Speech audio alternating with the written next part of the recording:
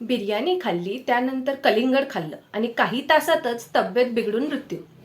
खरंच हे कॉम्बिनेशन धोकादायक आहे का, की कलिंगडमध्ये काहीतरी वेगळाच प्रॉब्लेम आहे? तर नमस्कार, मी डॉक्टर आरती वैष्णव. स्वागत आहे तुमचं राधाई आयुर्वेद या आयुर्वेदिक चॅनलमध्ये. आज आपण इथे पाहणार आहोत एक खूप मोठ्या चर्चेची गोष्ट, की कलिंगडामुळे एकाच कुटुंबातील 4 लोकांचा मृत्यू झालेला आहे.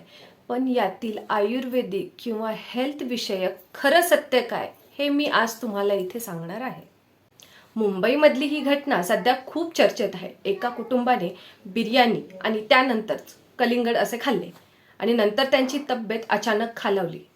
ABP न्यूज सारख्या चॅनेल्सवर ही बातमी आली आणि लोक घाबरले. आता कलिंगड खायचे की नाही? पण इथे मोठा ट्विस्ट आहे.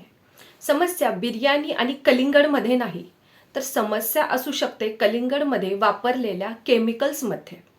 आजकाल काही ठिकाणी कलिंगड हे पटकन लाल दिसावं, गोड लागावं, लगेच विकल्या जावं, आर्टिफिशियल कलर्स आणि रायपनिंग केमिकल्स वापरून हे असे तयार केले जातात.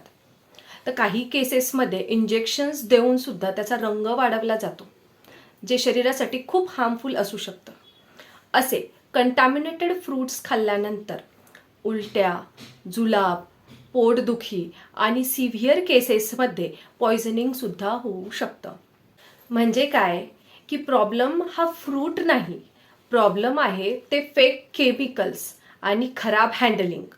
उन्हाळ्यात फळं पटकन खराब होतात जर ते योग्यरित्या साठवले नाहीत किंवा केमिकल्स यूज जास्त झालेला असेल, तर बॉडी त्याला रिॲक्ट करू शकते. आता सर्वात इम्पॉर्टंट म्हणजे काय, की चांगले फ्रूट्स किंवा चांगलं कलिंगड ओळख कशी करायची?